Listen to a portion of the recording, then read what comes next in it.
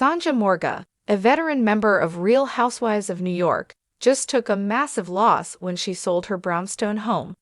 In fact, during her time on the Bravo show, fans often saw the inside of the 5-story, 6-bathroom building. She's been trying to sell it for over a decade. RHONY Alum Sonja declared bankruptcy in 2010. Bad luck seemed to chase the former Bravo star because in 2010 she declared bankruptcy. Then 10 years later, her fashion collection, which sold through Century 21 stores, hit a major snag when they declared bankruptcy. At the time, Real Housewives of New York fans felt concerned for the popular reality TV star. Sonja Morgan isn't about to start digging through dumpsters to feed herself, but her fortune slid after her divorce from John Adams Morgan. Her time on the show netted her good money, as did her retail line. More recently, she started earning through her OnlyFans. By good fortune, she kept her home in New York. However, trying to sell it seemed impossible. Now that she finally unloaded it, she lost millions. The Real Housewives of New York star sells home. The home that cost $9.1 million in 1998 sold via an online auction for $4.45 million, according to the New York Post. Notably, the Bravo star first tried listing it over a decade ago, but had no luck. Slowly, she pulled her asking price down. Again and again she listed. At one stage, she renovated and rented it out. So now, the RHONY Alum has to accept a huge loss. Sonja Morgan isn't alone with her property problems in New York. Accounting to Business Insider, in many of NYC's upscale neighborhoods, homes are lingering on the market longer and sales are falling, signaling that when it comes to a slump in the real estate market, not even the nation's wealthiest Americans can walk away unscathed. The outlet cited the former Real Housewives of New York star as telling Curved, "I want to be free to garden and travel and not have to worry about the house, but I'm not taking nothing." What's next for the RHONY alum who appeared on the Bravo special, Luan and Sonja? Welcome to Crappy Lake? Right now, she's not saying, but as she also took part in Season 4 of the Real Housewives Ultimate Girls Trip, reality TV fans might see her on their TVs again. What are your thoughts on Sonja Morgan losing so much money on the sale of her luxury home? Considering she paid $9.1 million for it and sold it for $4.45 million, that seems like a massive loss for her. Remember, the Bravo star also spent money renovating it.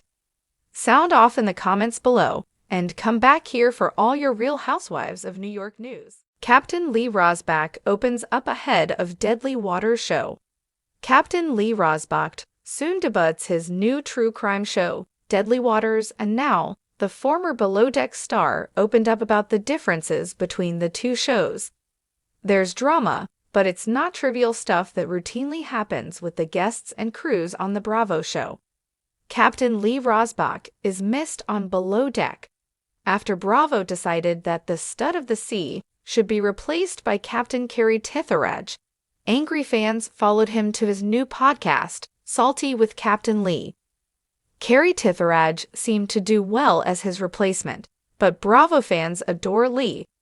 So many people cheered when they heard about the new true crime show, Deadly Waters.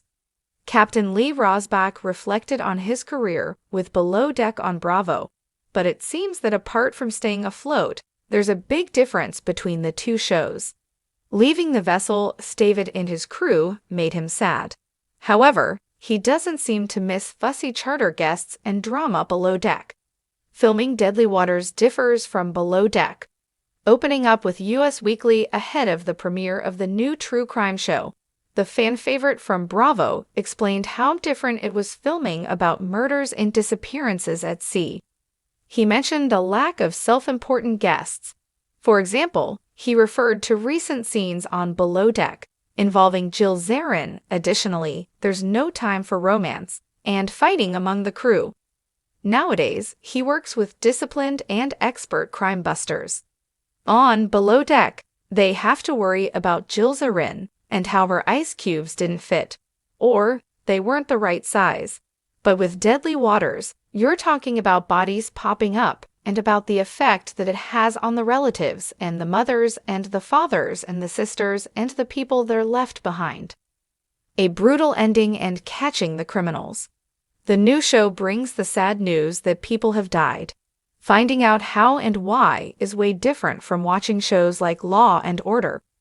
He said, "I'm that guy that sits there and thinks he's got it all figured out and then realizes that he wasn't anywhere close to what really happened." Interestingly, apart from the sad fact that the victims are not coming back, the true crime show reveals that many people murdered on the water are found because the perpetrators are often ignorant of how the tides and wind work. The professionals working with Captain Lee Roshbach do know, so finding them is prime, but he can't figure out what makes people do such dreadful crimes. What are your thoughts about Captain Lee Roshbach, who found the new show so different from filming from Below Deck on Bravo? Shout out in the comments below, and come back here for all your true crime and Bravo shows. Deadly Waters premieres on June 1 on Oxygen at 9 p.m. ET. You can also stream it on Peacock the next day.